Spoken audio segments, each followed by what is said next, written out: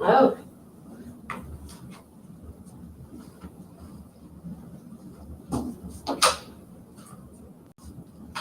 It's brownie. It's a cup brownie. It's really tasty. Oh, good. Afternoon snacks. Everything. What's your name? I'm Karen. And Karen, I'm Jessie. Jesse. Yeah. Nice to see you again. Nice I to think see you were you. at the thing this morning, weren't you? Mm-hmm. With the virtual assistants? Yes. Virtual assistants? Yeah. VAs? Oh, VA. Oh, I was one for asking what's the VA? Visuals. I know PA. Oh. Production assistant.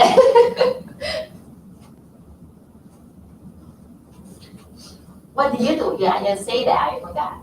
I do productivity mentoring What's for creative entrepreneurs, helping people to get stuff done. that? You know, creative people don't always think in a straight line. Like an artist. Yeah, Me too.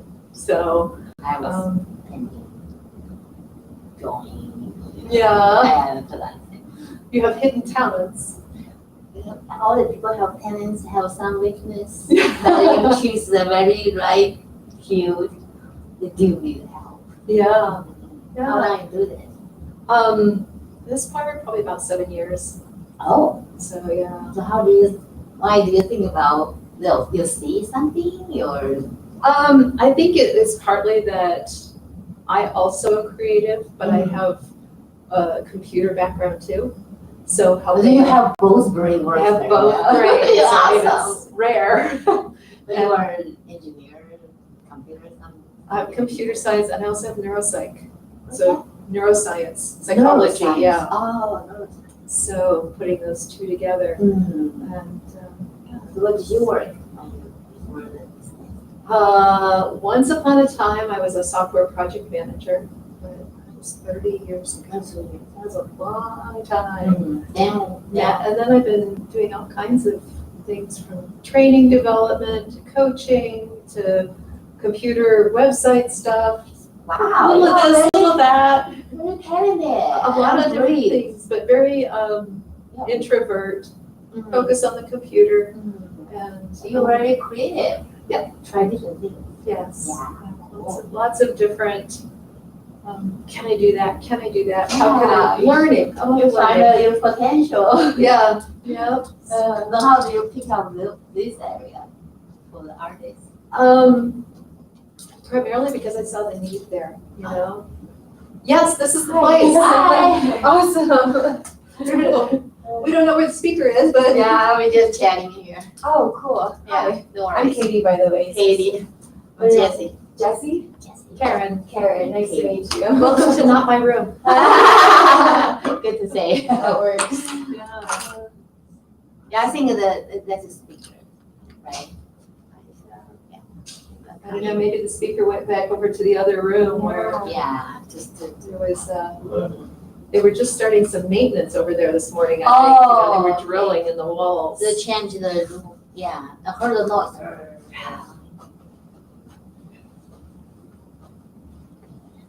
So you are in Loveland or? I'm here in Fort Collins. I'm the north side of town. North side? So I thought I'd be so clever this morning. I came down for the talk this morning Mhm. and I thought, that's okay. I have a conversion van. I'll bring the van down. I've got my desk. I'll just plug in and be able to, the plug didn't work. I'm like, oh no. So I went back home for the lunchtime meetings and back down. You need to use it.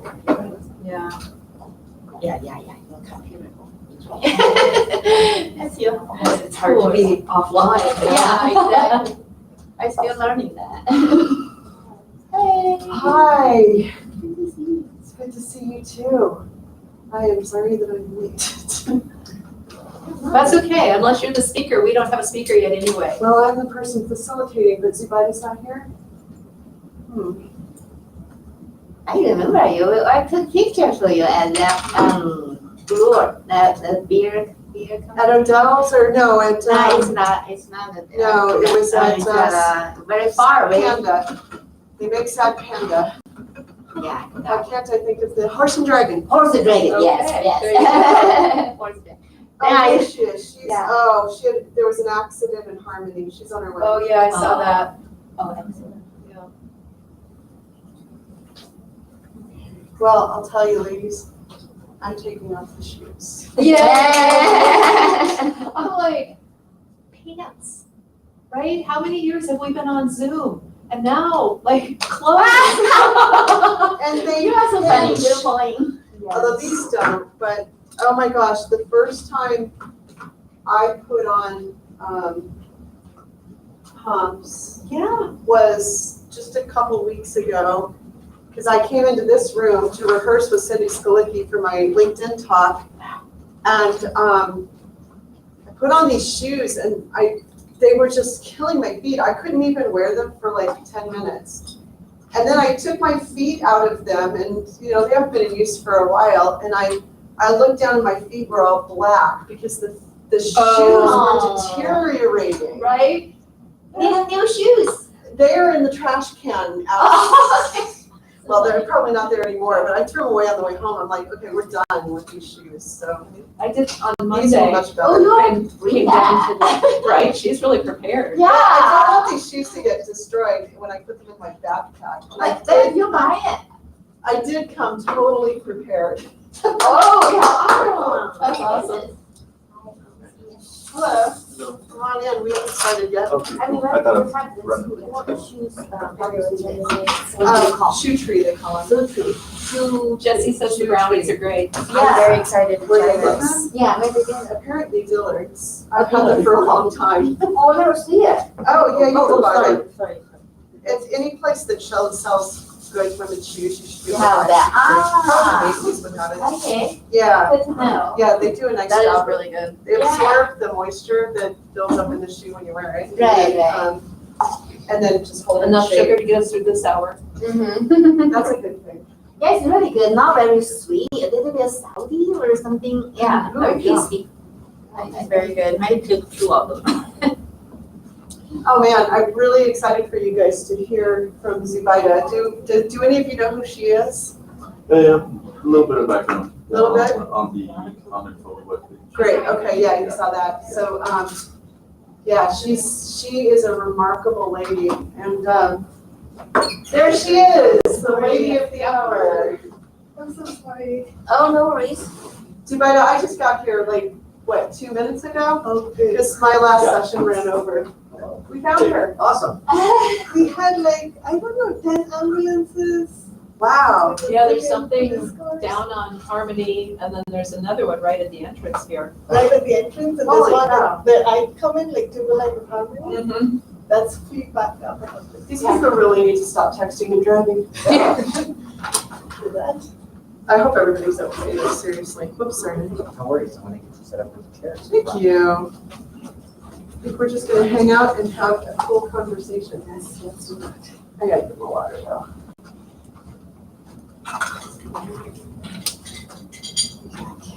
Very well.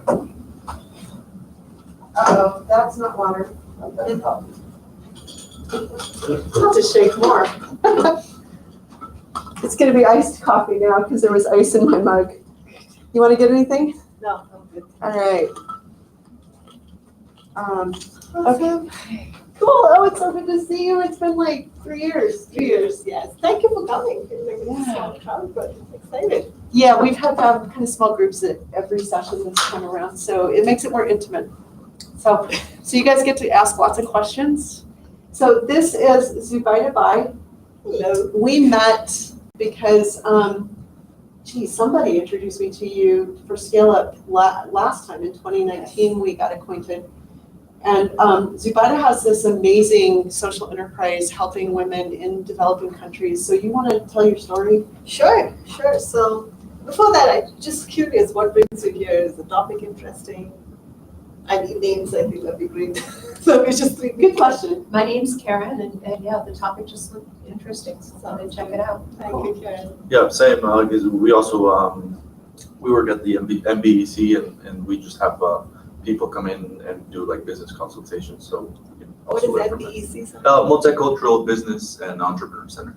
And where is For, that? it is in Old Town Library. Oh, interesting. So yeah, we've worked for the city of Fort Collins. Nice. And what's your name? My name's Tommy. Tommy. And then I'm Katie. Katie. Sounds good. Hi, we're just introducing ourselves. I'm Jessie. Jesse. Nice to meet Nice you. to meet you. Good. Great. So I come from a background in engineering. Really wanted to do engineering and build cars. That was kind of my way out of poverty growing up, right? Like I really wanted to educate myself, earn a lot of money, own a lot of fancy cars. Like clearly that's why I got into engineering. Once I finished my engineering, I got into my first job, and the only thing I did for 12 hours a day was change dimensions on CAD drawings, on fasteners and bolts and nuts. And I was like, this is not me, I just can't do this, right? And I was the only woman on the floor. I had one classmate, and I was like, okay, I don't think this country is for me. I really need to go to a very progressive, feminist country where I can find more engineering allies, especially mechanical engineering. So picked Sweden and Germany, got into Sweden. Again, had one girl doing engineering with me. So did my master's in engineering, came back to India and had my dream job. And right then I saw a newspaper ad that said product development engineer needed for the rural poor. And I was like, this is interesting. Like, what does this mean? And I had finished my master's in engineering, specializing in product development. So I wrote to the guy and I was like, what's this job about? And he called me for an interview and offered me a job within 15 minutes. Wow. Like, it was like they were looking for somebody to help with product development and design. And they had found nobody for a year, and I had like the exact qualifications for it. So I took it up as a 3-month gig and was like, let's see where it goes. Gave up my corporate job, and that ended up being kind of my passion, my life. I developed a lot of products in agriculture and healthcare, and got a gender lens to it, right? So I realized that pretty much every product in agriculture is not thought about as being operated by a woman. It's very much a man's world. And so it became kind of a very interesting new field. I won a lot of awards, accolades. It was something that nobody else was doing. But I started getting very frustrated because all these products were winning so many awards, but none of them were going to market. I was like, what's the point? Like, why are we developing all these products and they're all great and everybody's, enjoying and celebrating what's being built, but it's not serving anybody. And so I became an investor in early stage products so that we can take them to market, and started thinking about business plans, commercialization, corporate marketing, all the like. And then started a company after that, did an MBA, got some business skills, and started a company called EYES, which was in women's reproductive health. So primarily I started with a solution that I developed, so classic engineering problem. I started with a solution and not with a problem, and very quickly realized that it wasn't what the market wanted. And I had no clue what the market wanted because I had tried selling a solution for 1.5 years now. So step back, was like, let's do market research, let's go back. By that time I had identified I really enjoyed working with women. There was a hidden passion somewhere to help them with whatever they needed, right? There was not necessarily a particular focus. So visited every single organization I could that worked with gender, healthcare, agriculture, any organization that had anything to do with women. So probably met a couple of hundred of them over a period of 6 months. And through that process, ended up meeting a midwife and striking a conversation with her. And she was like, oh my God, I give birth to babies and it's my blessing, it's my passion. And I realized she was in the middle of nowhere. So I was like, how do you give birth to these babies? And she pulled out an agricultural tool and said, this is what I use to cut the umbilical cord. And that was kind of my aha moment, where I was like, we need to do something about this. Is this a problem? And the next 6 months went into understanding maternal health, what happens in that world, how do women in the last mile give birth, what happens when low-income women give birth in hospitals, what are the infection rates, what happens if a woman gets an infection, and ended up developing a product called the Clean Birth Kit that became the flagship product of the company. And I ran that company as founder and CEO for 13 years, right until about just before COVID. So that's a long, rounded way of saying how I got into entrepreneurship and how I started a company. That's a great story. So talk about the founding process. And you talked about how you came about discovering this, but now you're going to take a product to market. Your market is by nature, by definition, low income. And so how did you go about starting a social enterprise where you still need to make money? That's right. Yeah, so I think we were competing with, so first of all, when we identified the need, there were a lot of freebies being given for women giving birth at home, right? And they were really crude. And the more we looked into the problem, none of those products were being used. People were raising millions of dollars and making these kits and donating them, but none of them were being used. Or most of them were not being used. So in an effort, we realized if we did this as a nonprofit business, we're going to be one of them, right? We're going to compete for the philanthropic dollars. We're going to make it as cheap as possible. We're going to try to deliver the products and not have the money to figure out what happens to the product.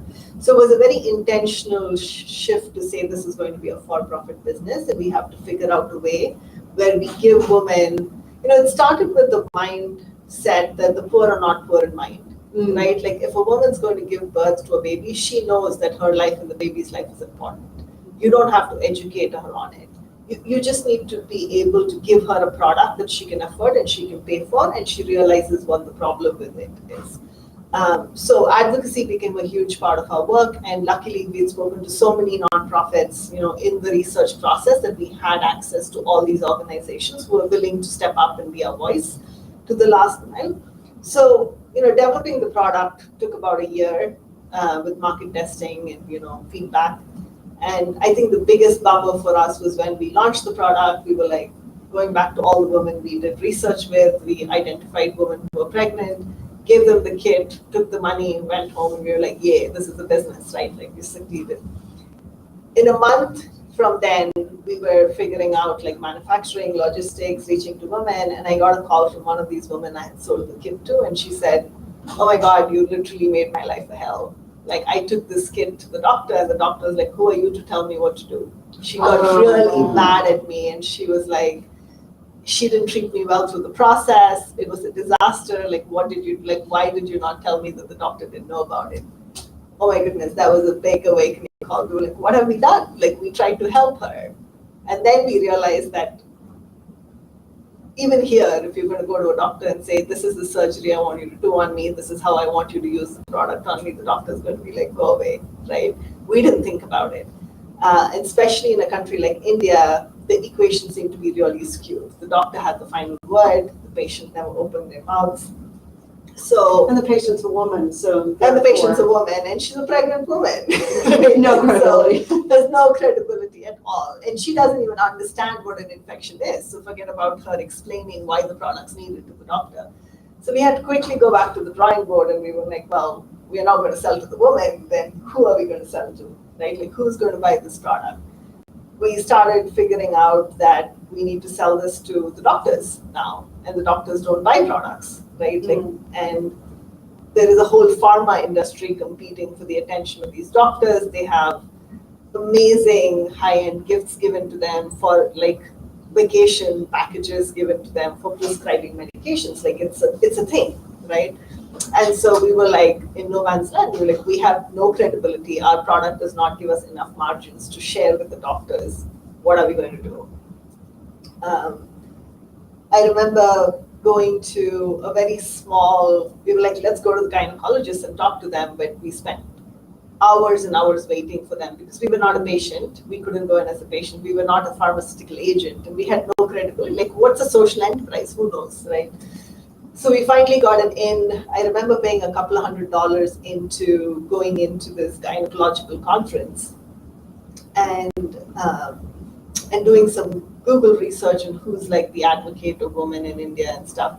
And this woman was walking around, and I was like, can you please introduce me to her? Can you please introduce me to her? And everybody was like, oh, she's so busy. Like, who are you? Are you a doctor? Are you an emerging gynac? Like, which university? And I was like, no, I'm nobody, right? And then I realized, I was like, the only option I have is to go talk to her myself, or nobody's going to introduce me to her. So I remember walking up to her and saying, hey, can you give me 3 minutes of your time? I want to talk to you about a product.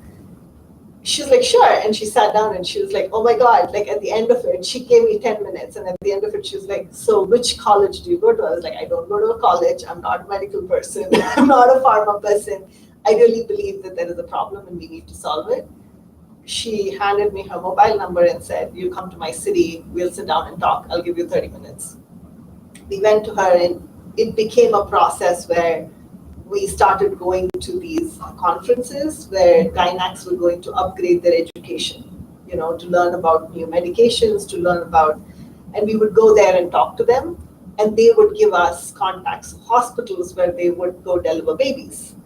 And they would say, well, if it is stocked in the hospital, then we will make sure to use your product. So now we started going to tier 2, tier 3 cities. Quickly, we went from 0 hospitals to a couple of hundred hospitals. And now the gynacs all knew about us because we were going conference to conference, cities to city, where they were not bombarded by other asks. You know, they were going to learn, and this became a process of learning for them. And that's how we entered the market. So clearly started from it being a disaster to figuring out, like we did a lot of things in between to not even talk about, but this is exactly how we pivoted and got into the market. How long did it take you from that first call from that woman 2.5 to years. 2.5 years? So it was not an instantaneous No, it was thing. not. It took 2.5 years. Yeah, that takes a lot of persistence. It does. And I had a lot of well-meaning people calling me and saying, Samantha, can we get you a job? Like, I'm sure you're okay. Like, is your family okay? Like, I think there was a fear in people that I'm going to fail so bad that they will need to hold me, and they were all offering me support to like get me a job or, you know, take care of my family. And I was like, everything is okay. Like, don't worry about it, right? But I think there is this fear of like the unknown world where nobody has done it, and how can you go ahead and create that? So anyway, so that's the process. They mean well, even though They they have do a total mean lack well. of confidence in doing Of course. I could have taken it either ways. Yeah. I've taken it as well-meaning people. Yeah, they meant well. Yeah. So, all right. So you get it to that point where now the hospitals are stocking it. Are they the ones buying it, or was? So the hospitals were buying it and they were marking it up to the patients. Okay. So what's the cost of this? The cost of the product was about $3. Okay. The cost of the product was $3 to the end user, to the end consumer patient, and we sold it for anywhere between $2.20 and $2.30, and the hospital paid the shipping price Okay. to them. And what was your manufacturing cost? Our manufacturing cost, it eventually now it's to about $1.90. Okay. We might have messed up, but yeah. So pretty tight margins. Very, very tight margins.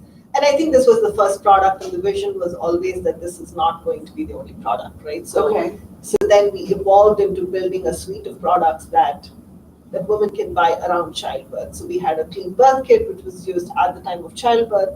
And then we had a newborn care kit for a clean chain and a warm chain, which again is needed immediately for infection reduction for babies or newborns. And then we had a postpartum hygiene product. And then post that, women kind of need a menstrual hygiene or a sanitary product for 40 days. So we created a whole suite of products in the next year and a half too, for us to be able to ship products where they were buying a bundle rather than one product at a time. And those you're selling directly to the consumer? They were all hospital. All through the hospital? Everything was hospital products, and each product, our profit margin increased, right?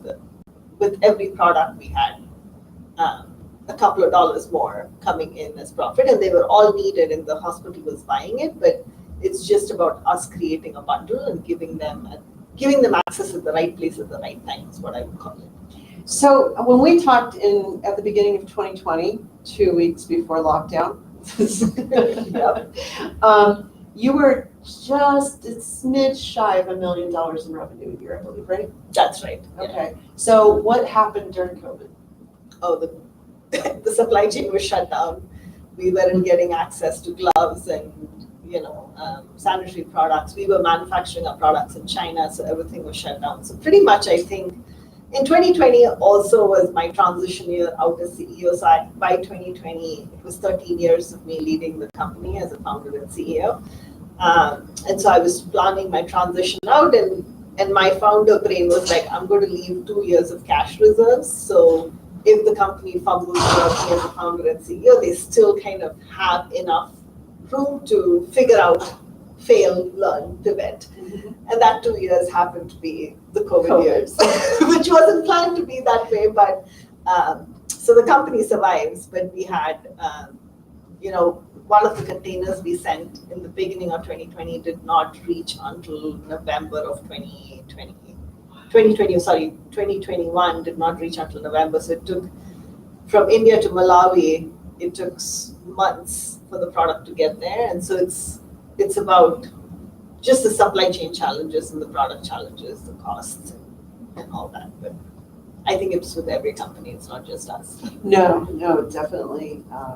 So how has that transition gone for you to step down as CEO and somebody else to step into that role? It's been interesting. The lady who's running it now, who's the executive director, she joined us as an intern when I started 13 years ago. Oh, and cool. She has been with the company ever since and evolved, and she knows the company in and out and is very passionate about the mission. I think the company is in good hands.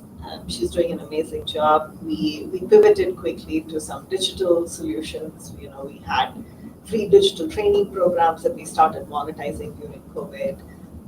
We wanted to get a curriculum out, so we just published a book 2 months ago, which we all wrote as a team with experts.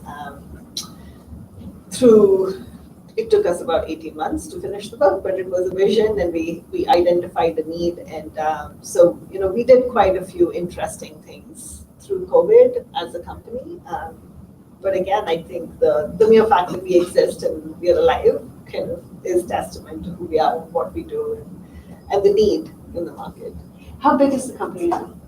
Right now, after all downsizing, I think we're about 13 people, maybe about 10 in manufacturing. Okay. Maybe 3. Okay. So 13 plus 10? Uh-huh. Okay. So if you kind of look back over the last now 15 years since you started it, right? What were some of you talked about the key inflection point of actually talking to not just your customer, but also the medical professionals to figure out what the product needed to be, but also to get it into the hands when they were needing it. What are some of the other big aha moments that you had to go through that kind of changed the business for you? But, it's like those unknown unknowns that you suddenly come across and it's like, oh, shoot, that would help others to kind of in thinking about a business.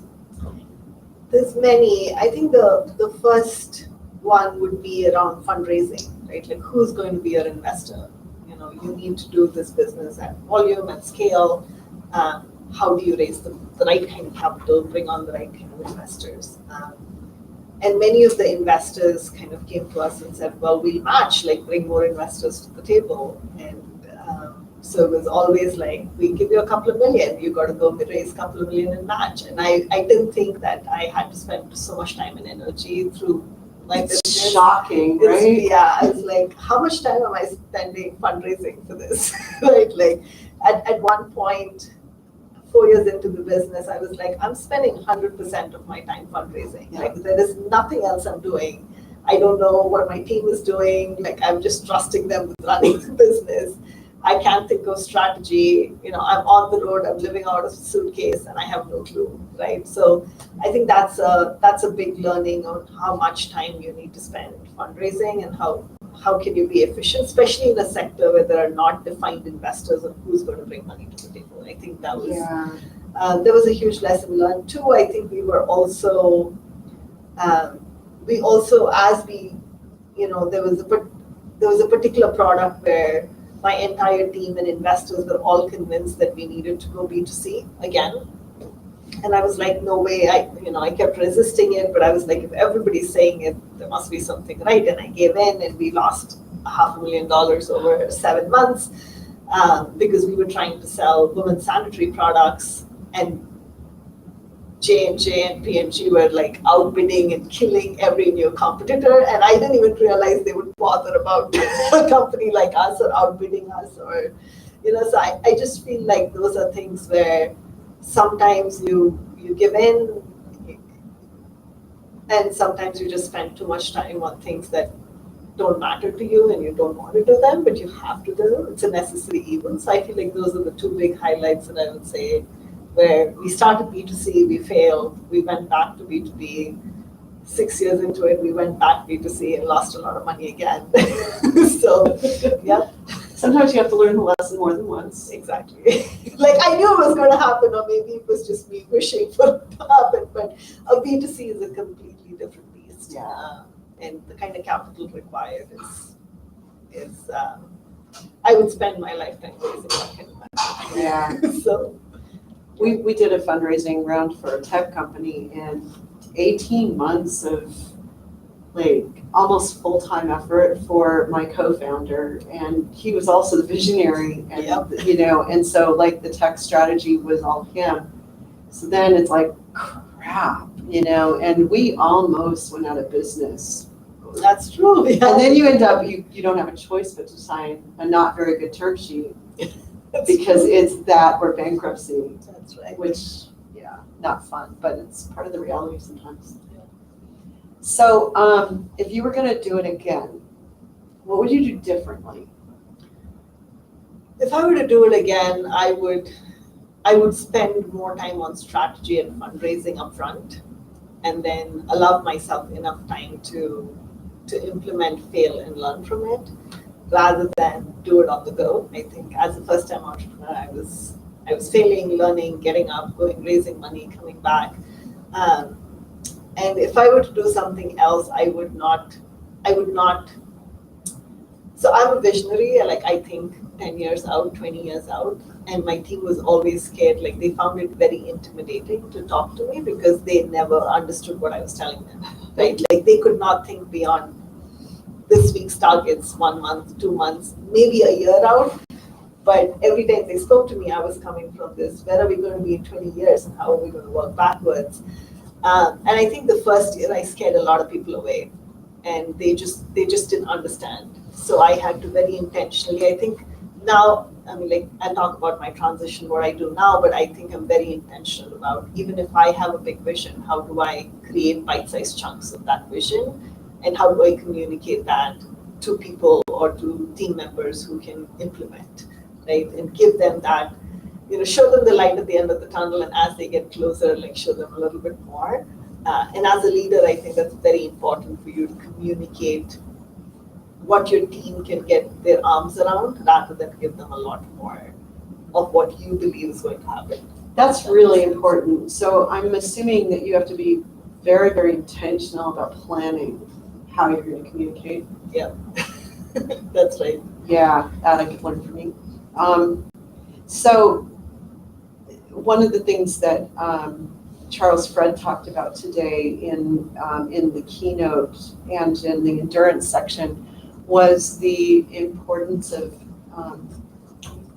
predictability, and it was trust, right? Credibility, thank you. Predictability creates credibility if you can, even if the reality that you're seeing isn't great, the credibility that you're not lying to your team is super important to build that trust that builds that relationship and the ability to endure. Because like you said, it's a 15-year-old business.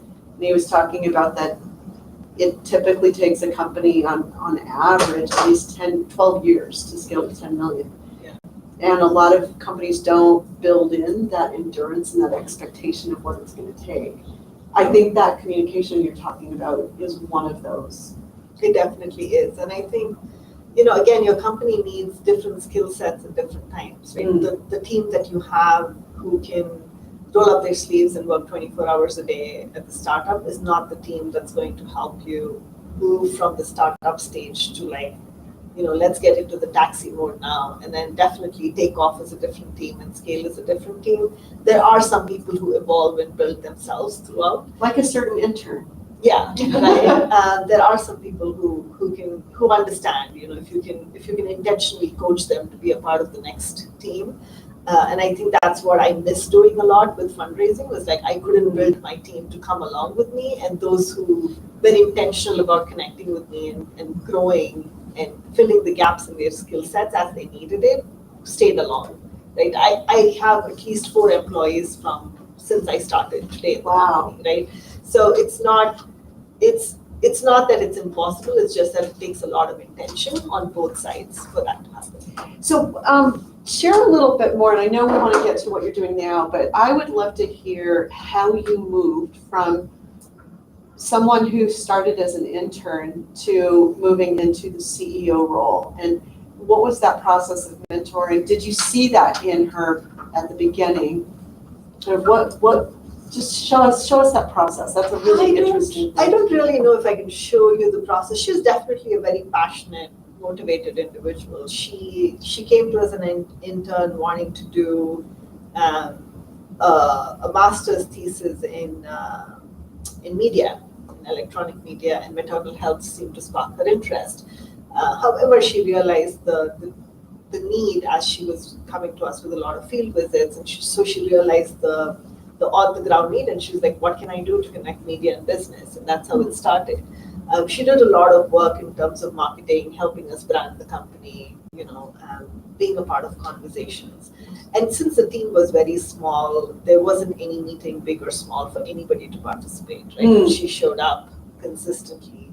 And it's also about her wanting to learn more business skills and having opportunities. So I think it's more, I would say it's more individuals. The other person that But you also didn't exclude her. That's right. The other person we had was a driver. His job was to just drive us around all places. And, when we would go from one place to another, he would ask a lot of questions and we would respond. And he was like, oh my God, this seems interesting. And then eventually he started getting more involved in manufacturing and logistics. And so he entered more into helping us as we started manufacturing at larger scale. He was pretty good at organizing, making sure things got from one place to another, right? So he eventually evolved into being our stockist, our logistics manager. And oh my gosh, it was more, again, I think it comes from the individual, but it also comes from us wanting to give them the opportunity as need be. But yeah, I think they've evolved and grown themselves in ways that they did not believe that could be possible, but just being intentional about it and giving everybody the opportunity they wanted, whether or not they deserved it, and giving them an opportunity to prove themselves works out fine as well. Well, it says a lot about you and not putting people in a box. Definitely. We were not a business in a box, right? So we couldn't put anybody in a box because we were doing something that nobody else was doing. So it was, it seemed like, for everyone it was like, so what do you do? And I was like, I have no clue. I don't think I can tell you in 2 minutes what I do, but if I say something like, oh, I work in maternal health, people are like, okay, but are you a doctor? Are you a gynec? Are you a public health person? I was like, none of the above. I'm not any of the above. I would walk into rooms with my investors and, most of them would assume I'm a gynecologist. I'm not, right? So I think it all comes down to you being a company that's different, and so you attract different kind of people. That's interesting. So you were overcoming the same biases that would have prevented your driver from moving into logistics and operations, or an intern from becoming a CEO. That's right. That's really cool. All right, so talk about the transition, and then guys get ready because you're going to have to pepper her with questions. Pepper me with questions. So I stepped down as CEO, really wanted to set up a $100 million fund to invest in female entrepreneurs. And that's right, you were working on I that. was working on the fund when I met you. Yeah. And I didn't have investing experience, I had operational experience. So I got a partner who had investing track record. And come COVID, he decided he didn't want to take the risk, right? And so it was like, okay, so be it. And I couldn't do it alone. And I was like, I'm going to take a sabbatical and do nothing for a year and we'll figure it out. And I got called by an organization called Care International, which is an international humanitarian. It's been around for 75 years. And they wanted somebody to come lead their division called Care Social Ventures, which was primarily for-profit businesses that they spin out globally. So I manage and operate now all their for-profit businesses globally. So instead of running one company, I manage many more, a portfolio of companies. How many? We have about 13 now, and we have a pipeline of 100 more. Wow. Yeah. Wow. That is cool. So what kinds of things are those companies doing? So the companies vary from healthcare to fintech to education to last mile distribution. So it's pretty broad. The intention is to take philanthropic projects. Let's say a donor came and gave you $5 million to do X over 3 years. At the end of 3 years, everything shuts down. Everybody goes home, right?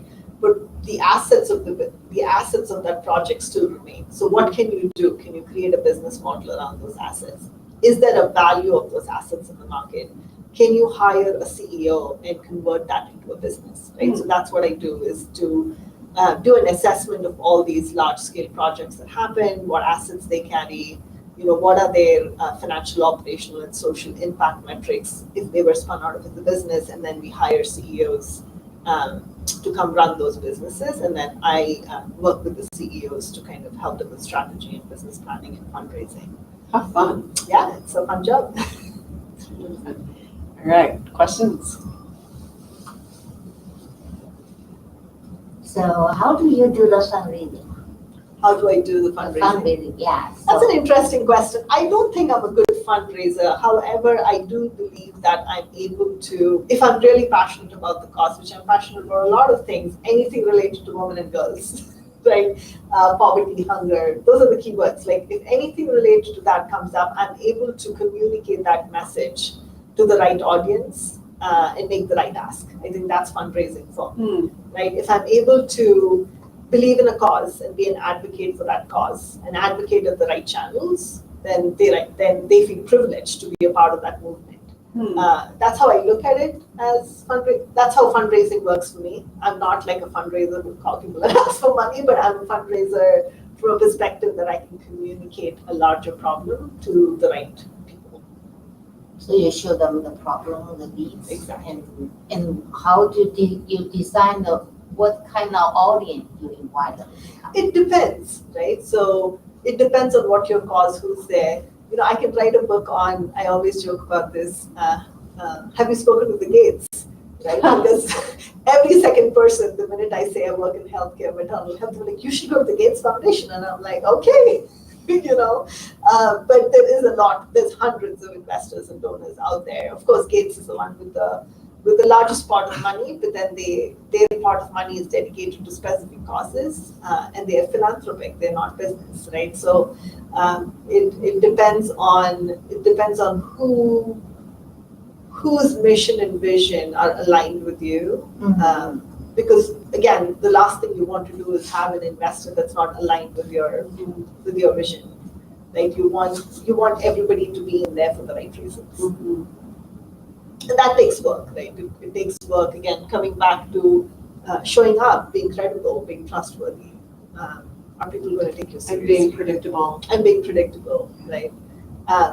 I'm sure if I go talk now today about cryptocurrency, nobody's going to take me seriously because that would not be what they would predict of me to talk about. But if I talk about, how again, I'm totally making this up, how cryptocurrency could enable women to have a better agency, and how can they have access to digital currency that will help them get out of poverty, that makes sense, right? So it's about what you stand for, who you are, and how you've decided to show up in the world. Good question. Thank you. So just to have a bit more background, so you sold these kits to the hospitals. Did these women have type of insurance, or how did they afford those? So it depends, right? So institutions And what was was one their of our, income also? yeah, so institutions was one of the channels, right? So we would tender to UNICEF, like big multilateral agencies, governments would buy in bulk from us. Eventually it needed to come back to that. I think hospitals and clinics was about 25% of our sales. And the way it would work is they are coming in and they're going to charge the woman for a pregnancy, right? And she's going to choose the hospital where she can afford that package. Either that package is given by a government insurance or subsidized by the government or private insurance, or they're paying out of pocket. And most often than not, the cost of the kit became a part of the package, right? So instead of buying different supplies for the surgery, here we had the right thing to give it to them. So it became part of various processes and structures but we didn't need to worry about it because we just had the doctor saying, I want that included. And that's the way we strategically positioned ourselves to say that the person who's going to use it, like our consumer, it was not the woman, it was the gynecologist, the person who's going to use it wants to use it. And then the hospital figures out a way to position it. So it wasn't necessarily a cash burden on a woman who couldn't afford it. It was positioned in a way to be present and in a price point that hospital bears the burden anyways. Good questions. Who else has a question? What did you do on those days when you looked out ahead and you saw a whole day of fundraising meetings and went, bleh?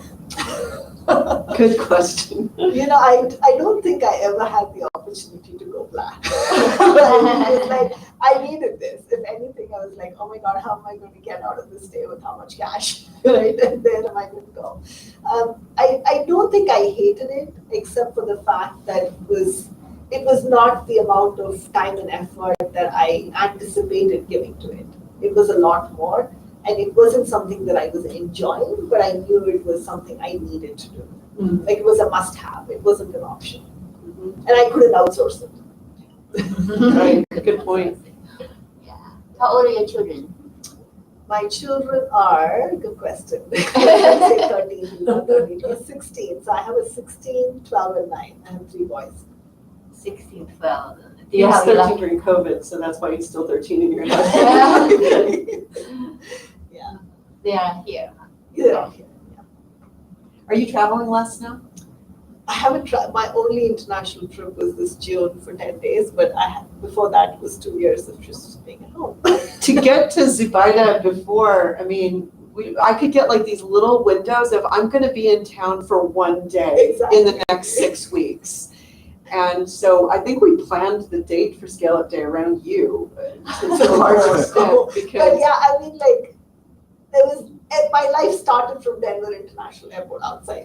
I had nothing to do with Fort Collins other than my kids lived here and I had to. You were here very rarely then. Yeah. I spent about 8 months traveling in a year, pretty much. So it's a huge shift, physically and mentally, for me to be in Fort Collins and sit in front of my computer. It's like, oh, I have a home. Wow.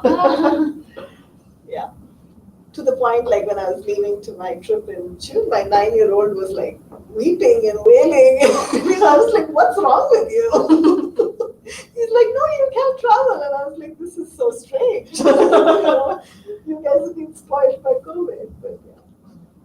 So you travel because the market over somewhere. It's both. It was both business development, sales. So we sold our products in 13 countries. So there was a lot of talking to governments, talking to large scale clients. And when you're negotiating large orders, you need to be present as the king. It's all about, again, coming back to the trust, right? Like, are they going to trust you to deliver X containers within this period of time? And are they going to give you cash in advance, or you're going to banks and raising money? So it's all about, I don't even know how I would operate any of that in today's day and age, but it was all in person and it was all in different countries. Didn't you address the United Nations in 2019 or 2020? Yes. So I was one of the, I'm not sure how much you know about Sustainable Development Goals, but I was one of the SDG 3, which is health and well-being pioneers as designated by the UN, primarily because I freaked out when the MDGs of the Millennium Development Goals were coming to an end and they announced the new set of goals. And I was like, team, let's get together, let's figure out how we're going to work on this. And we did a 6-month strategic process on how we're going to align ourselves and our work with the Sustainable Development Goals. And funnily enough, we were the first people to do it in healthcare and with women and girls. And so I was like, ooh, we did it out of fear, being irrelevant. But here we are. It did give us a lot of visibility and leverage. I bet that helped a lot. Being a part of that, yes. If you could go back and talk to yourself when you left your first job, your dream job when you were in college, what piece of advice would you give yourself? Oh my God, listen to your gut. I remember having this dream job of like designing fancy cars with, I think it was 6 times, it was about 6 times more pay than what I was getting in this. And it was an office which was like a rat hole. Like there was no air conditioning. It was like, you go up these stairs, and my first week in the job, I was sitting in my little sliver of an office space, whatever that was, and my boss was sitting like probably there, and I was here. Like it was a very small, cramped office, and there was a little rat that jumped from the top into my purse, and I started screaming, and my boss was sitting there laughing at me, and I was like, okay, man, this is not what I came here to do. Right? But in that instance, I was like, did I make a mistake? Like, should I go back and get the other job? Like, what am I doing? But I kind of feel like I had that strong calling at that point to say I was going to make a meaningful difference in somebody's life vis-a-vis earn a lot of money and be successful and happy. I would say that I made the right choice by listening to, my mom was like, what's wrong with your head? Right? What are you doing? Right? And I'm like, I don't know what I'm doing, but I'm doing something that I believe is right. And my dad was like, I just told all my friends you got this corporate job. And I was like, nope, I'm not doing this job, I'm doing this one. So, and 10 years into it, my dad never understood what I was doing. He's like, I have no clue. He looked at the UN speech and he was like, I still don't understand what you do. It's okay. It's okay if you don't understand what I do. I'm sure he was proud of me, but it's very hard to explain. Even today, I cannot tell people what I do. Like, oh, I manage companies. I do a lot more than that, but yeah. My mom doesn't understand what I do either. So. Yeah, I Nature of the- understand. When you follow the calling, maybe you don't speak very clear, but your heart knows that you are on the path. Yeah. So when you hear the feeling from, that you're supposed to, what did you talk to yourself? Yeah. Especially on the, It's funny because I had that, I never wanted to live in the US. Forget about living in Fort Collins. I kind of feel like it's the middle of nowhere. Sorry to say this, but I left, me, my husband, and my kiddos, we left Fort Collins for good. Like said bye, sold everything 3 times. And the 4th time we came back, my husband's like, now listen, something tells me this is home and we're just going to stay here. Like, do what you want, I'm not moving. Okay, but it felt right making that decision, right? Like, even though we didn't want to live here, again, nothing against the place, it's just like this was not the place we were going to do business in. Mm-hmm. Like our business was, it makes sense for us to live in Africa. And we did move to Africa one of the times we left. And we went there and we had seen a house and we were like, this is the place, we're going to do manufacturing, everything is done. This is going to be our African base, that's going to be our Indian base. We just looked at each other and said, this doesn't feel right. And somehow my husband got an offer here to work in Fort Collins again, and he was like, let's go. This is the 4th time we're going back, but we're going back, and it feels good, it feels right. So you're right, when you feel that there's something right, you can't express why. I cannot tell you why I live here, but I love this place. I could never leave, right? And I didn't leave because I didn't love the place. I just left because it seemed practical to leave, So I am going to have to stop because I've got to go facilitate the next conversation, which I would highly recommend if you like toffee, that you come with me. Because Patrick O'Neill is going to be speaking about the 3rd generation taking over Vern's Toffee here in town, and he's bringing samples. Okay. So, thank you so much.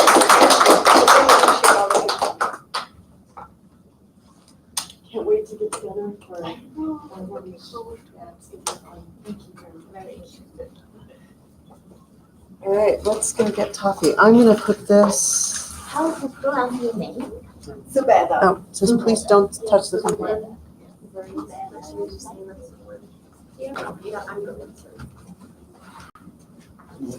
make sure that you got this. Oh, thank you. Let's just leave it here.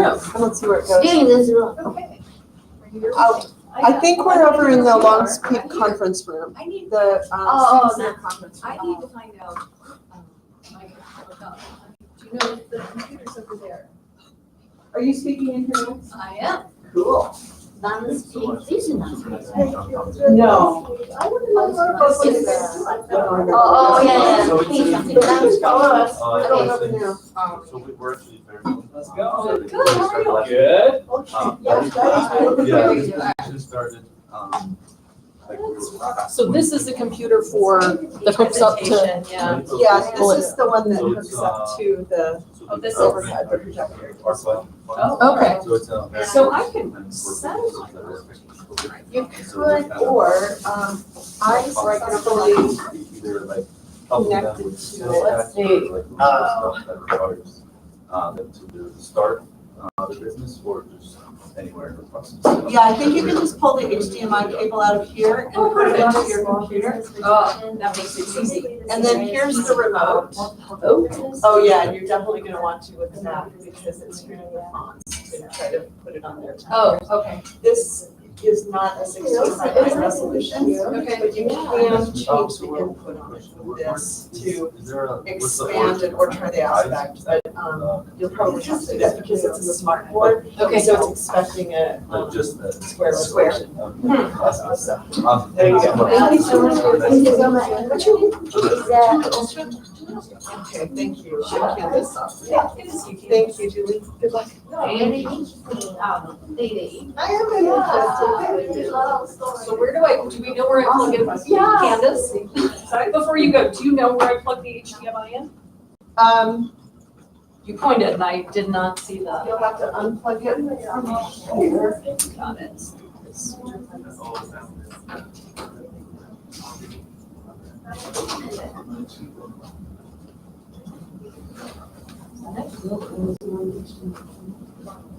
I can do that. It's just a matter of unplugging and plugging in. It's terrifying. Oh, There's HDMI. okay, perfect. So we're just- No, you want to plug this into. Okay, That should work as much as I want. and Okay. if you can't figure it out, the SBDC office is right there. Oh, perfect. Nice. Let's just zoom.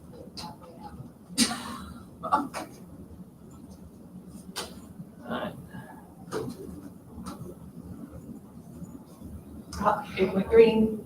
Yay. You got something going on. Something going on, that's good. That's a good sign.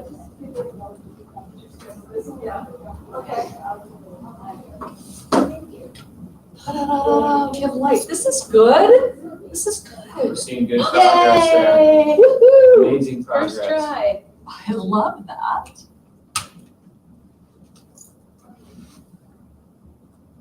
Just go to present mode and see if we can even use the clicker. How would that be? How great would that be? Oh, it's one of those smart ones. Yes. Sometimes too smart. Dang. Dang is right. Easy goes. I love it. Love it too. We'll wait a couple minutes since we're in a different room. I'm Julie. Hi, Julie. I know Karen. Who are you? I'm Ben. Hi Ben. Good to meet you. Nice to meet you. Tell me about you. One of my colleagues is coming on. He's on his way. So Cool. we'll have 3 of us. Okay. So tell me what you're doing. Uh, Karen can tell me what she's doing too. 'cause Yeah. So Ken Willingham is coming. I'm sure he'll share a little bit about himself as well, but he's one of our founders of a company we're starting up that works in home compostable protected packaging. So super exciting stuff. And you're brand new to, where are you in your in our journey, founders entrepreneur journey? we are still in very much like product development. We have some prototypes ready to roll. Okay. So now we're looking for, and it's kind of an interesting field too, because of the home compostable side. We work with the protected pack. You guys know the like the bubbles, like the pillows you get in like all your Amazon packages? Yes, So those are all plastic. at least 7 a day. Yeah, exactly. Mhm. And the average lifespan of one of those bubbles is 9 days, which is probably, that includes the shipping time, right? Because most people get them and they pop them and throw them away, right? So that plastic, even though you see a lot of those recycle symbols on it, it's actually not recyclable at all. Yeah. So Okay. it's one of the biggest, I would say, blinders put over people's eyes. Scams. The recycling scam. It's really not very true. What Wow. gets recycled, what doesn't get recycled. So Ken used to work for one of those companies that did all that with Mhm. plastic stuff. So he kind of had a moment where he was like, I can't keep doing this. Oh. So got into home compostable materials. So these are a lot of your potato-based, corn, starch-based materials. Yeah, what you see in the bags from time to Whole time. Foods has the Exactly. similar. Yeah. So we're doing that with packaging materials, and like bubble wrap and things like that could easily just be thrown in your trash if you wanted to. Or if you have a home compostable container.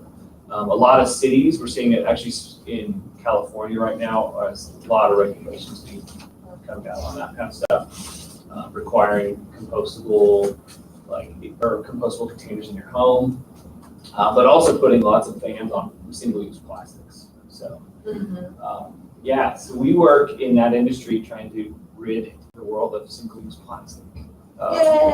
Which is awesome. It's really fun, really rewarding. My role is I'm the VP of marketing. So I have a background in a lot of design, photography, working in a lot of marketing, different roles, a lot of contract roles for the company and stuff like that. Ken and I have known each other for a while. And your name's Ben? Ben. I'm like, okay. So Ken and I'm like, I thought I heard Ken and Ben. Yeah. And he's part of a founders group there's 3 others alongside him. So. Nice. Yeah, and each one of them have experience in the packaging industry. There's over 100 years of experience combined with all of the founders of the company. So they kind of know what they're doing in that industry, just a little bit, because they have lots of experience. We're trying to just tackle this sucker. It's kind of it's an exciting thing, That is exciting.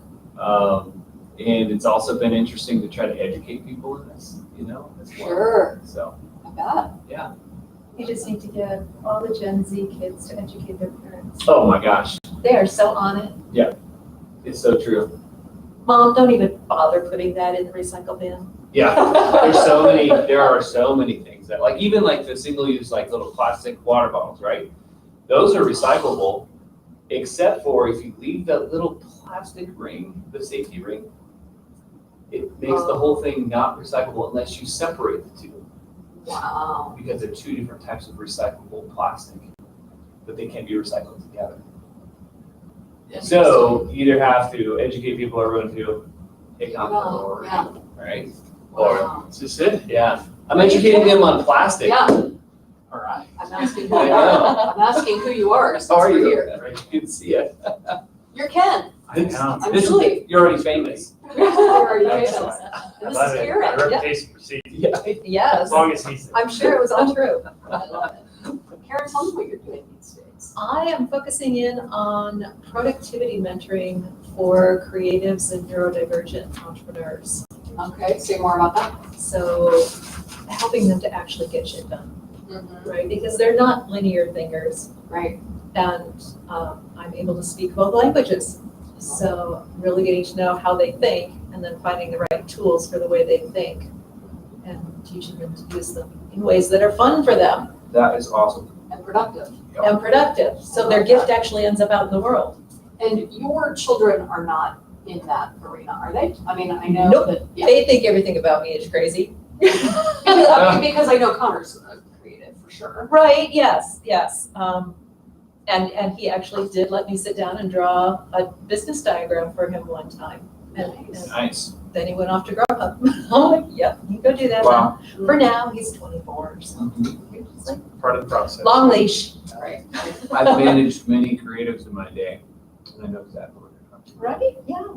They Wow. want to, they're well-intentioned, and they've got such great ideas. They are. But It's just getting them to the point of delivery. And execution. That's right. Yeah. It's hard to find this one. Yeah, that's why we're chatting, because I thought it might be. Yeah, I got to the building, that was easy. Yeah, because this room number isn't on any of That's the correct. signs. That's correct. And I just assumed that it was near 140, which there are signs for I 140. assumed it was 2 rooms away from me. Oh, I fell in the science. Well, yeah, that's crazy. I know. And I'm like 120, 121, wait a second. And then it, yeah. See, I got really lucky. I just went in this side Yeah, door. right, where the And I sign was like, was. oh, there it is. I wouldn't have known that. So we're just waiting a little bit because, as pointed out, it's a little bit difficult to find. So Yeah, share I got who you lost. are before we get going, and I'll, yeah. I'm Kara. I'm a career coach. Okay. Yeah, worked at CSU for a long time and recently left to do my own thing. So I love it. So interestingly, I am a former, come on in, I'm a former educator also, and Karen's sons were my students. I used to work as a school counselor in Poudre School District. So okay.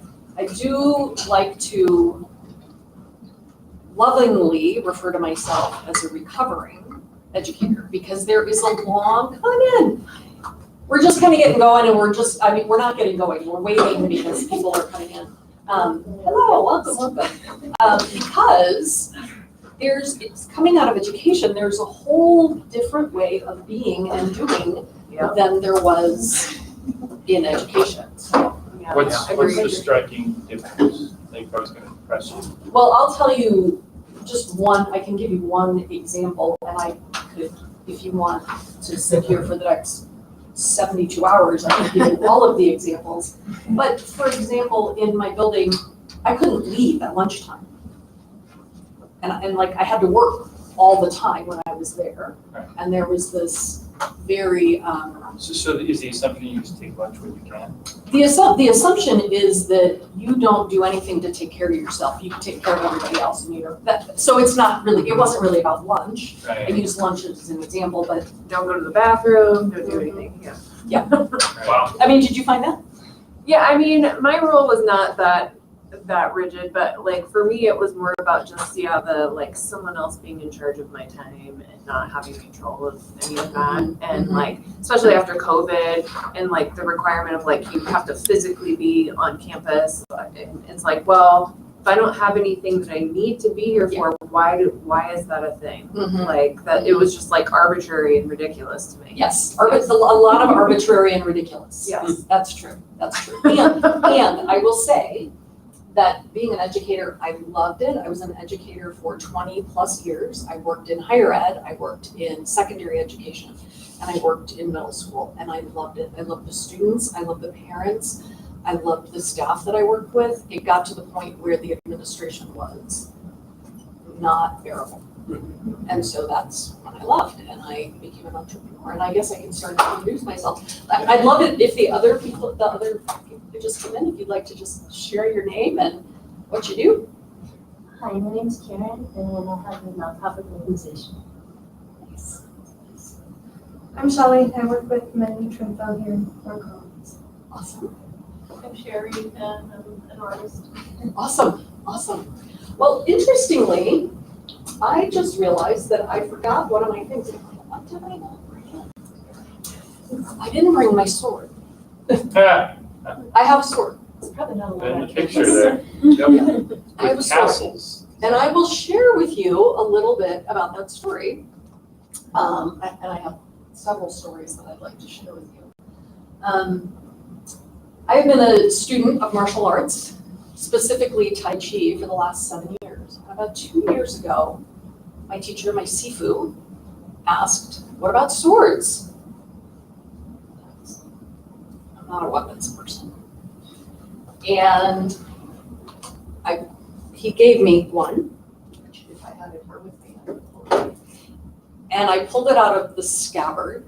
And I was like, oh, I like this. This is awesome. And once I learned to use it, in Tai Chi, using a sword is about moving energy, chi, away from you. Moving someone else's energy away from you. And so what I have found in my practice of using my sword technique is that leads to a very deep level of presence, which is where courage comes from. So all that to say, I'd like to get started with a practice, and this is a little bit of an homage. I'm going to read a quote whenever I have quotes. I like to read them, an homage to my education background. And so I would like for you, if you are willing, if you'd like to, homage to my education, to participate a little bit. Because Ben Franklin says, tell me and I will listen, teach me and I'll remember, involve me and I will learn. So I would like to invite each of you to be involved in some of the practices that I'm going to teach today. And when I share about courage, courage comes from the heart. Does anybody know the root word? I'm bringing in my Gus Portocalis here from my Big Fat Greek wedding. Cur, it's Latin for heart. Courage, cur is heart. And so when we tap into our heart, we tap into our deepest desires. We tap into who we want to be and where we want to be and how we want to show up in the world. And so our presence when we show up in the world, whether it's in a classroom like this, whether it's out in our business, whether it's online, our presence is so important. I'm also a photographer. That's my job. I have a studio that's actually just down the street. And when we tap into our presence, we can attract our ideal clients, our ideal power partners, everything that we want. We can use that attractive mode of marketing instead of that, kind of just pushing everything out there. We can bring into us what we would like. And I use that in my photography business in my studio. I use that attractive mode. And so before we get started, I'd like to go ahead and invite everybody to go ahead and put your feet flat on the ground. Sit up nice and tall. So we're going to do a little bit of breath work. So take a nice deep breath in and inhale joy and exhale possibilities. Inhale empowerment and exhale gratitude. Inhale inspiration and exhale courage. So that's one of the practices that I use when I really want to get into where I am. When I really want to share with you something that is important, when I want to be on social media, when I work with my clients to find out what it is that they want to share with the world and who they are.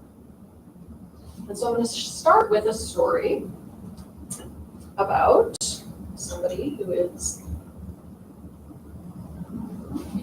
going to work, but that's okay because we do have It's a touch screen, by the way. Oh, there we go. So I just go right here. Earlier, the class was a touch screen. I wonder if I can do it this way. There we go. So this is a picture of my son. My son grew up here in Fort Collins. He posted this morning. He called me. So this is brand new to this presentation. He called me yesterday. Well, no, he sent me a picture, and it was him with this big gash on his eye. He lives in Southern California, and maybe you can guess, he was surfing yesterday, okay? And the surfboard came back and hit him in the head, and he ended up with 13 stitches. Where in SoCal does he? He lives in Newport Beach. So this young man went to high school here. He was the captain of the soccer team, and his senior year, he decided he was going to go out for the swim team. He was never a swimmer. And in fact, when he was on the swim team, he raced, and I'm not exaggerating, he raced against another teenager who didn't have any legs. My son was not a great swimmer, but in those heats, they're all different abilities of people, and he was not a great swimmer. However, the courage that it took him to do that, he was a varsity athlete. Does anybody remember when they were in high school, right? Or have a son, or remember when, someone who you love was in high school? It's like, you're indestructible. But you also care a lot about what other people think. So my son, when he was in high school, he decided to go out for the swim team. He ended up swimming in the lane with literally a person that didn't have legs. But he had that courage, and I'll share a little bit more about him later. But he had that courage. Do we need to adjust? Okay, good. I'm in the right place. He had that courage because he knew what he wanted, to swim. Okay. And that swimming led him to surfing and the stitches. And the point isn't really about the stitches. It's about having the courage to do something different, to try something new, which who here does that? Every single day, probably. It's not true. We try something new every single day, and it can be terrifying. And when we tap into our presence of what it is that we want and who we are and how we're going to show up in the world, it becomes more natural, more heart-centered. So what does that have to do with personal brand? Well, our personal brand is what? Us. It's personal. What did you say, Kara? Us. Us, yeah, it's us. And it's the idea that people get from you by what they find online. And so as a photographer, what I really do with my clients is I help people bring their best selves forward, their best selves out in a photograph to portray, another Gus Portocalis moment here, a portrait portrays who you are and how you show up online. And so we're going to talk a little bit about that, and I have a system that helps entrepreneurs really discover and uncover your personal brand.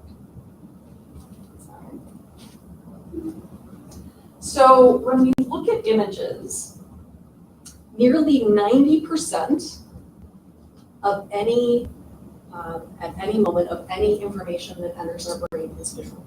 90%. So sometimes people are like, well, I don't care. I'll just have this picture taken up against the brick wall or wherever it is. But all of these things matter. So this is a before picture. And this is a professional photograph of the same woman. She's very successful. She was at my studio earlier this year, and she was terrified to come in. She'd never been professionally photographed except at her wedding. She's a very successful mortgage broker. She's moving her business here. And these were the kind of photographs that she had of herself online. Like, probably not the most professional. I mean, she's cute, right? Anyway, she hates being photographed. And about halfway through her session, she was looking at the back of the camera, just like, oh, she's like, maybe I'll be online. I'm like, so having that presence and having some skill to help bring out who you are and who your brand is. And I'm going to go through some of those things today. Feel free to ask questions too. Here's another one. Here's the before and the after. And this person worked at HP. And you can read the quote below. He changed his portrait on the bottom of his email. Pretty simple thing, you know. We're like, oh, does that matter? He had colleagues overseas, colleagues in Taiwan. And one of his colleagues said to him, Mark, you look so sincere in your photograph.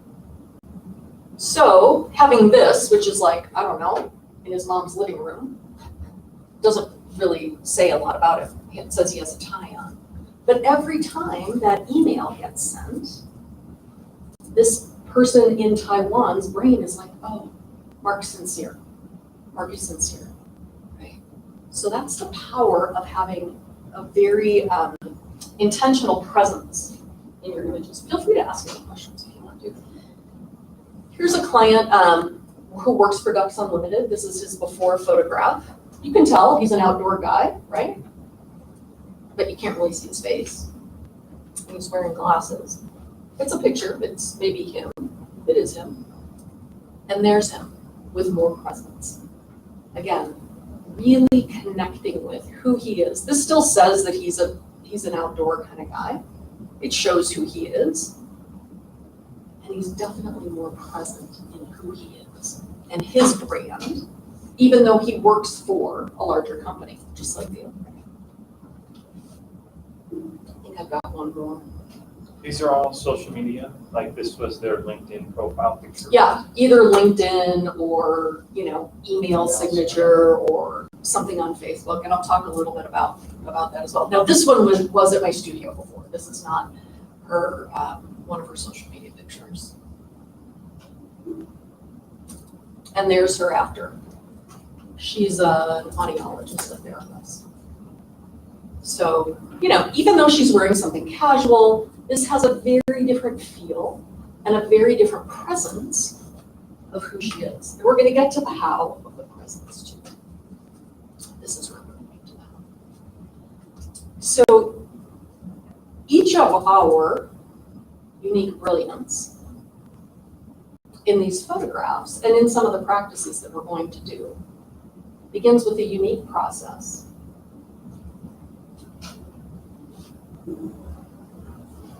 So I would like for you to think about 3 words that describe you. 3 words that describe you in your business. 3 words that describe the business. That describe you as the face of your business, as the owner of your business, as the founder and CEO of your business. Who are you? And what are your unique traits that attract your ideal clients to you? Think about those words.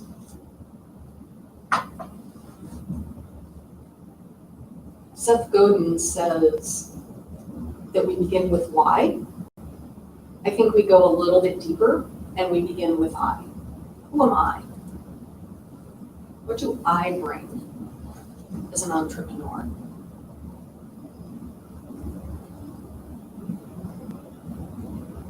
And how do I show up?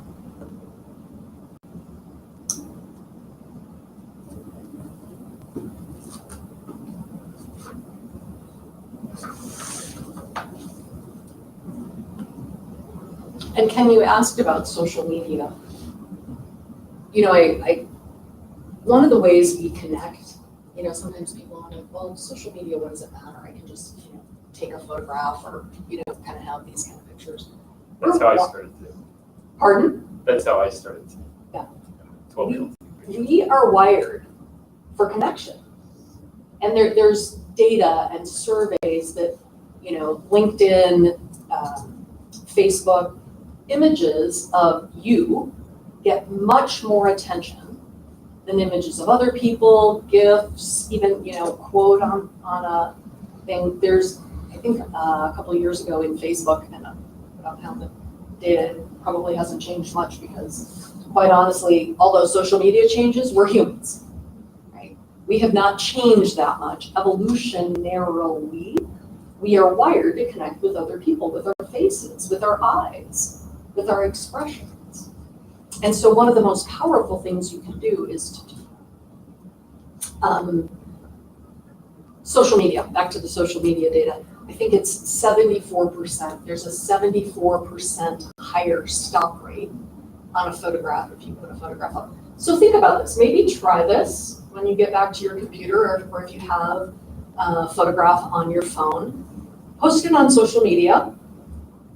And, put in whatever you were going to put in, put in some, you were hanging out at the SBDC today, or, you came to this, and see what kind of response you get when you have an image of yourself on.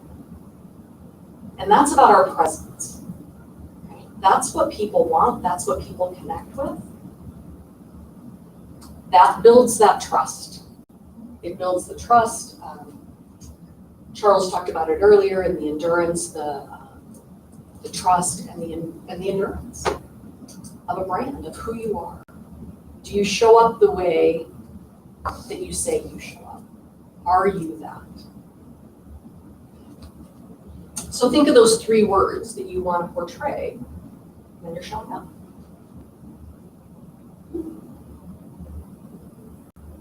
And who are your ideal clients? How do you want to serve? What does that look like for you? Think about that in your mind's eye. There's another way we can connect with presence. And you can put your left hand on your heart and your right hand on your belly. And this is used sometimes in somatic work, in connecting with our body. And when we connect and when we breathe, our heart and our belly are connected through our nervous system and give us a lot of information. So when we're afraid, connecting this way, taking a few deep breaths in and out, because it can be real fear, like showing up and not wanting to look, whatever, fill in the blank, like I don't know what I'm doing, or like I don't have my act together. But you can take a few breaths right here and tap into your heart and tap into the courage of who you are.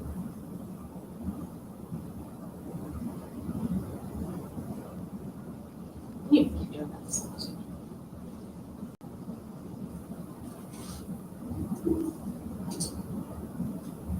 So when you think about your origin story, I feel like a lot of times when we are at events and networking kind of things, people talk about, oh, I do this for my kids, or I do it, they do it for somebody else.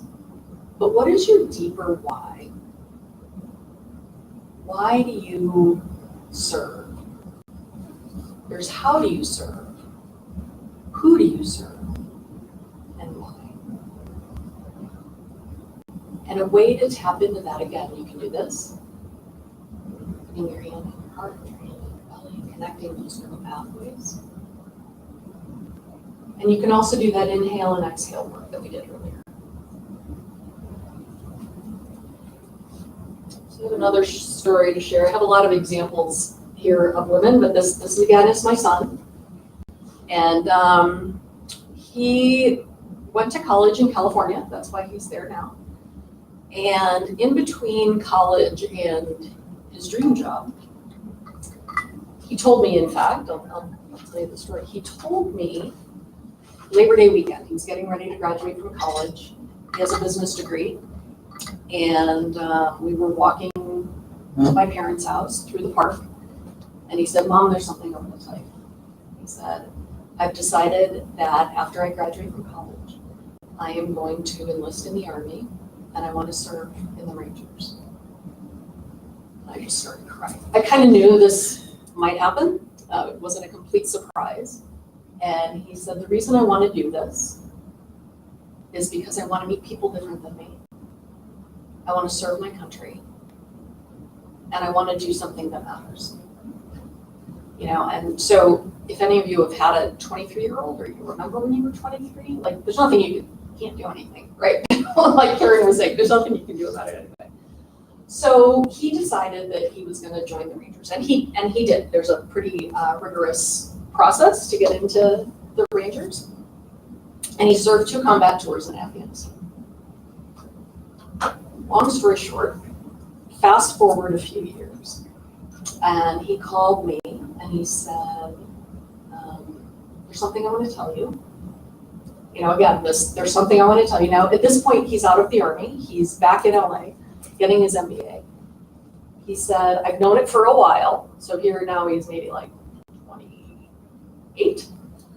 And, again, my heart's like, what's going on? What happened? And he said, I'm going to be receiving a Silver Star. And I was like, that's awesome. That sounds good. What does that mean? And he said, I'll tell you about it when I see you. So it was like 6 months passed before I knew how he got this or what happened. And so we decided that we were going to have a party for him. Our family came in. We went to Fort Benning, Georgia, which is where he was stationed. And he said, I don't want this to be about me, though. He's like, every man in my battalion did as much or more than I did. All right, we're going to have a party. We're going to have a barbecue. Again, he's a civilian at this time. We have this party for him. And we go into the next morning, we go into this big auditorium. And there's a whole battalion of Army Rangers, I don't know, 300 men. And they're all in uniforms, and they're all very pressed and exactly as they need to be, right? Just you can imagine the energy in that. And so I hand my husband my camera. I'm like, I'm not going to be able to take pictures. This is going to be intense. I get this. I don't know what's happening, but I know something's going on. So my son was the first one to walk up on stage, and I'm going to read to you what his battalion commander read. I'm going to read it just verbatim. Corporal Hajos, while reacting to a near ambush, witnessed an enemy grenade incapacitate a fellow ranger in the enemy's engagement. Without regard for his own life, Corporal Hajos sprinted to the injured ranger and suppressed the enemy with direct fire. Despite receiving effective fire from a barricaded enemy 5 meters away, Corporal Hajos secured the injured ranger and pulled him behind cover, saving the life of a fellow teammate. Corporal Hajos' distinctive accomplishments are in keeping with the finest traditions of military service and reflect great credit upon himself, this command, and the United States Army. So again, I'm bawling, right? And for me, this story about courage, he knew exactly why he was doing what he was doing. This was his deepest heart's desire. And when we know that, nobody is going to run into enemy fire just for the hell of it, right? It takes courage. It takes connecting with your heart. It takes connecting with who you are and why you're here. So that's him. That's the little courage story. And so when we think about being an entrepreneur, there are acts of courage that we take every single day. Right? And there are things that frighten us and hold us back. But when we tap into our why, we know, okay, well, I'm going to do this, right? Might feel like enemy fire. A lot of times I find, and the women in the room maybe would concur or not, that women, often we don't want to be seen. True? And what I found is that when we find that presence and when we find our why, it's much easier to show up in a way that is centered in our heart and that attractive feeling rather than pushing stuff up. And I'm not saying that it doesn't happen to men, but I hear it a lot more from women that I hear. So when we look at the where and the marketing venues, where we're going to show up, we'll have different ways that we might want to show up. Right? Different ways that we might want to portray ourselves and look out in the world. And these are different areas generally where people show up in different places. And you don't have to show up in all of the places. In your businesses, do you know where is the best place for you to show up in social media?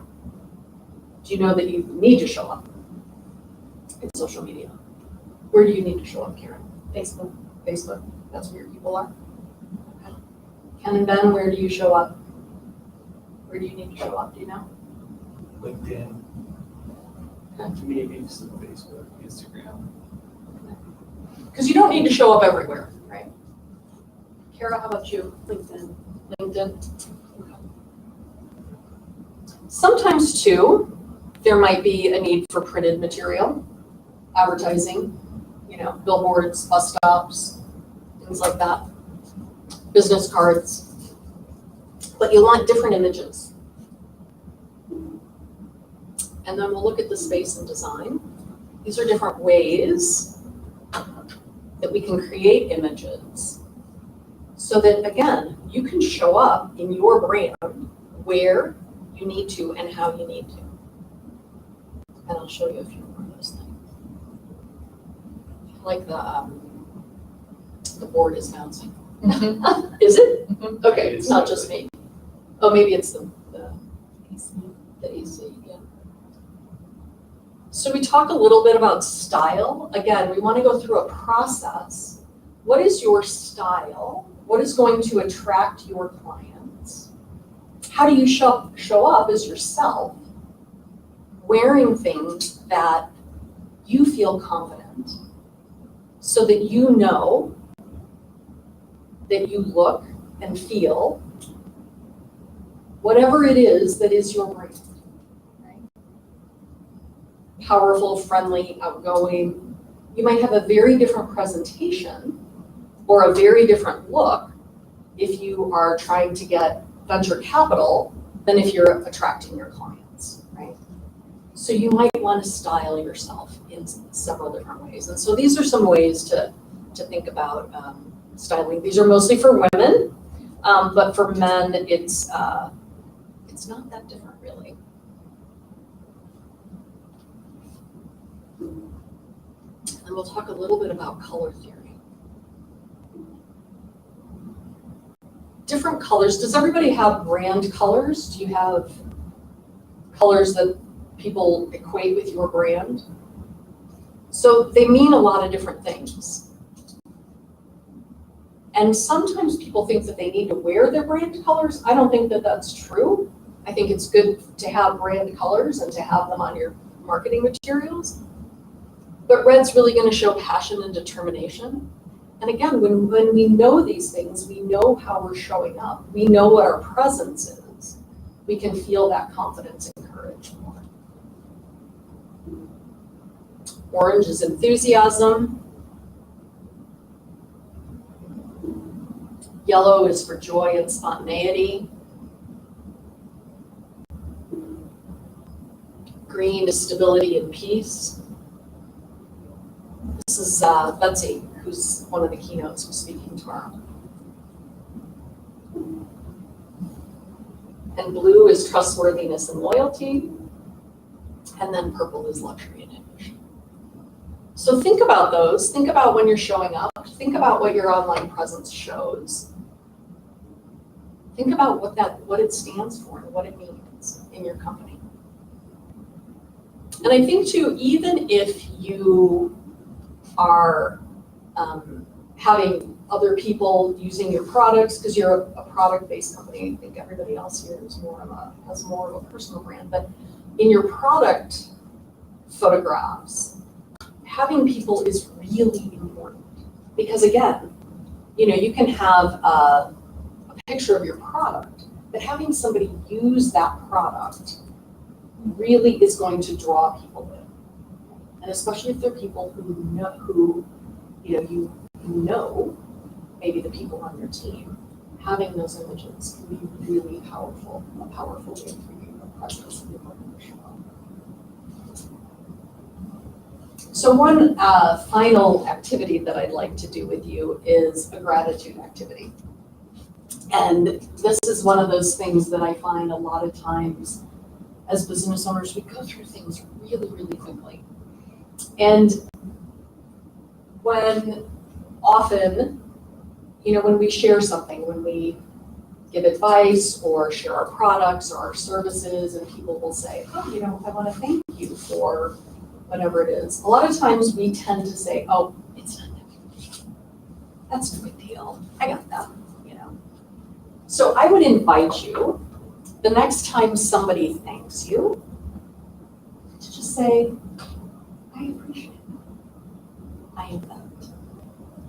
And that's a way to deepen your presence, which will in turn deepen your courage to really show up and be who your brand is, to live that, and to have that presence in our community, in the greater community. So the sword is kind of like my secret weapon. And it's not my secret weapon in the way that you might think, but what it really has done is it has helped me to create that awareness and that presence of connecting with my attention to my breath, which connects to my intention, which connects to my actions, which is the work of the sword. My husband and I, like I mentioned at the beginning, we have been practicing Tai Chi together for about 7 years. And when we started with our swords, we went from a household that had no weapons, ironic, right, since my son was stationed overseas, that had no weapons, to a household that had 2 3-foot swords. So being intentional and being present, really, the sword really changed how we move about the world. And when you are really present with how you're showing up, what your social media feed looks like, images and the way that you look at yourself, it absolutely can change the way your brand shows up, how you attract your ideal clients, and how they perceive you. Does anybody have questions about anything? We have about 7 minutes left. I've got a couple more things I'll share with you, but does anybody have questions? What do you do if you're a multi-passionate person? Like, there's no one way that I would show up. So that's a great question, because I feel the same way. I mean, I have this picture of me with a sword. That doesn't show me at all. That doesn't show at all me with a camera, right? But I'm also a speaker, right? And I speak about courage, I speak about presence. So you have a collection of images that you use in different places and in different ways for different things. I also have a TED Talk too, if you want to look at my TED Talk. The very first woman that I showed you that didn't want to be photographed and then decided she wanted to be a model, she had watched my TED Talk, so she decided it would be okay for me to photograph her. She trusted me for that. See, so it's about how you show up. So your pictures convey a feeling, right? Yes, yes. So like you don't need a camera. It's the feeling we get when we look at the picture. Right. So the product. Yes. Ben and I make. Mm-hmm. Do you need to show the product? I think in some ways you do.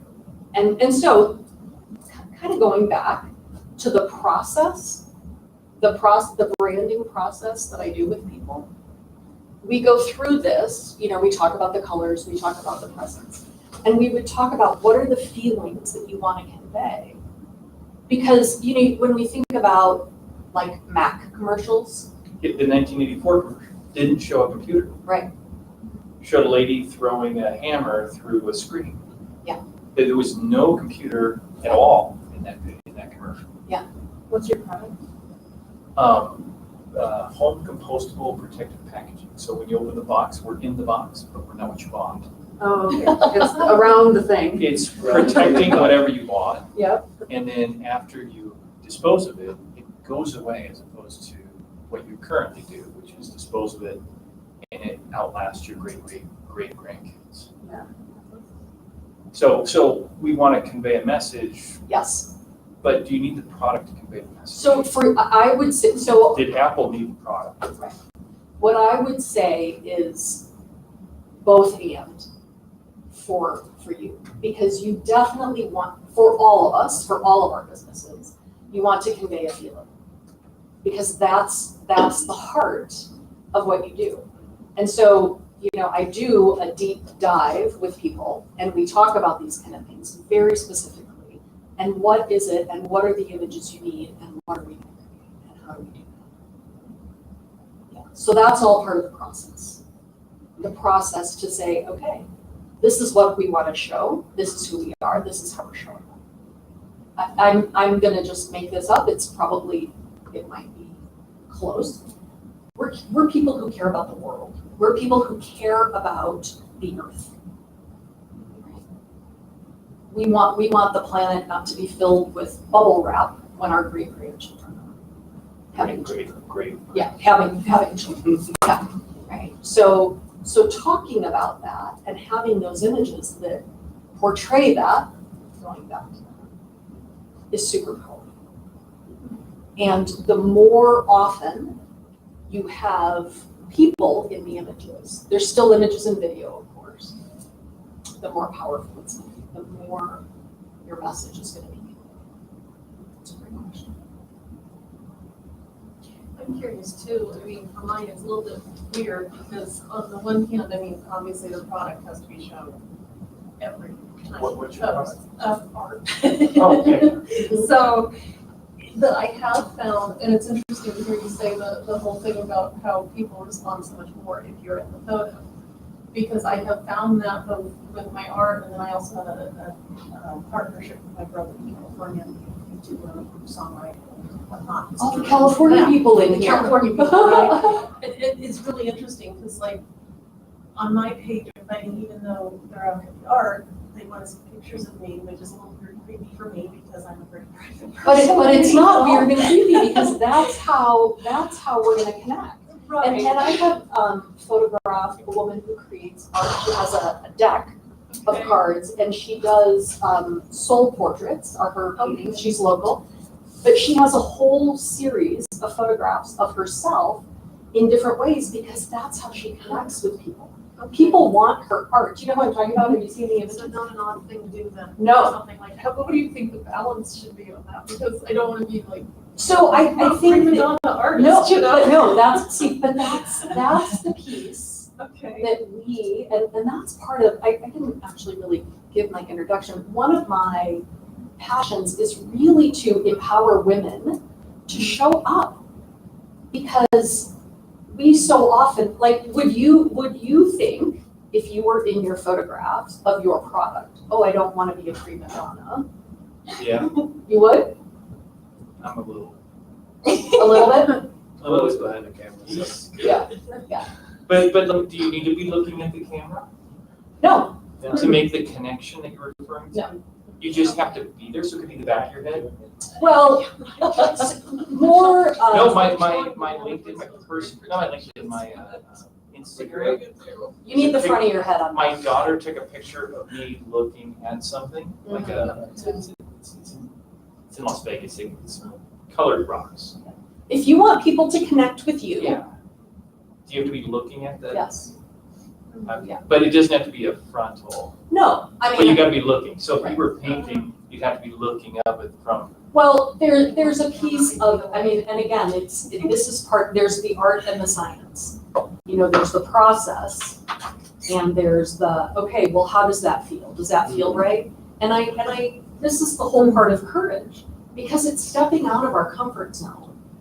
And, you know, there are a million things probably that we do every day. Like we were talking about earlier, you know, as an educator, you could never do that.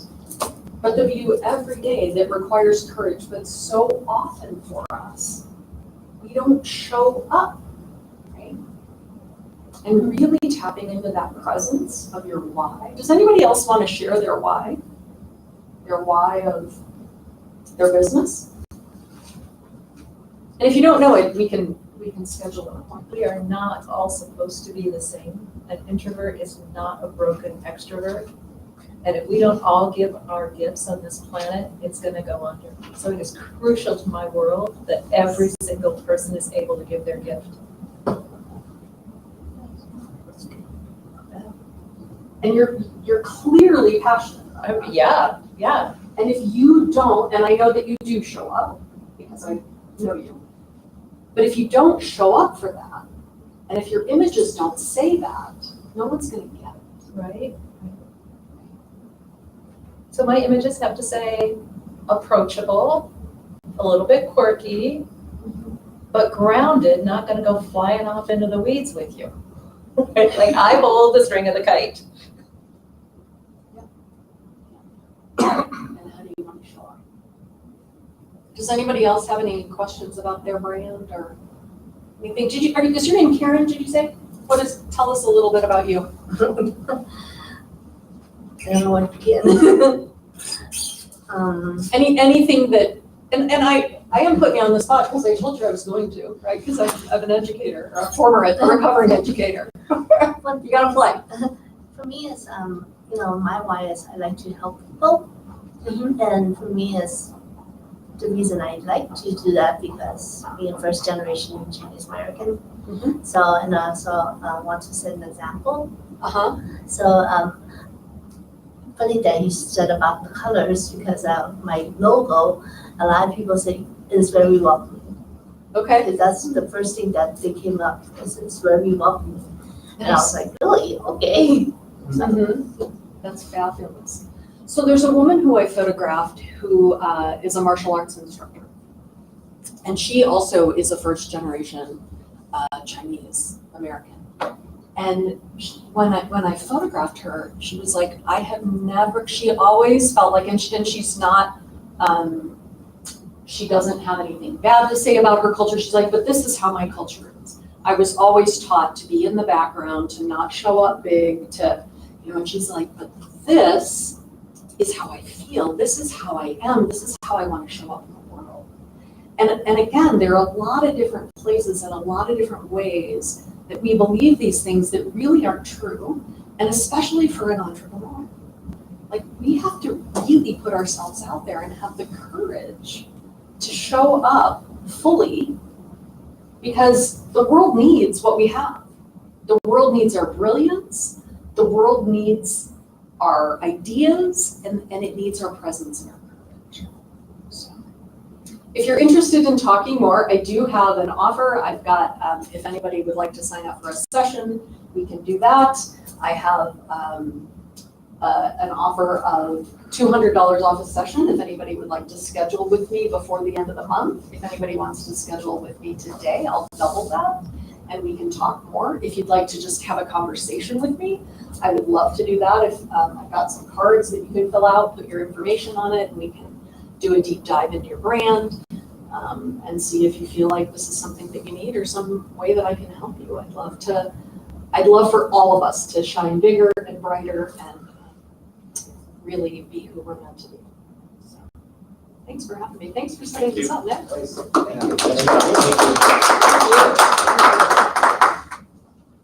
I'm super happy that we got the technology to work. Oh, good. I was worried about that. We had to change the space last minute, so. Oh. They're working on the boiler over in Challenger Point. So it was every so often because they're drilling into the wall, so. We don't want our speakers to have to deal with that. Thank you, I appreciate that. I do have these cards if anybody wants to, you can get on my mailing list. Oh, thank you, Victor, thank you. Do you want one, Karen, or you want my list? I'm on your list, thanks. Would either of you like one of these? Do you want to get on my list? Just this one. This one? Yep. Okay. Here you go. Thanks, Like Julie. Sure. Thank you. Appreciate you. Yeah, thank you, I appreciate you. Thanks for coming. And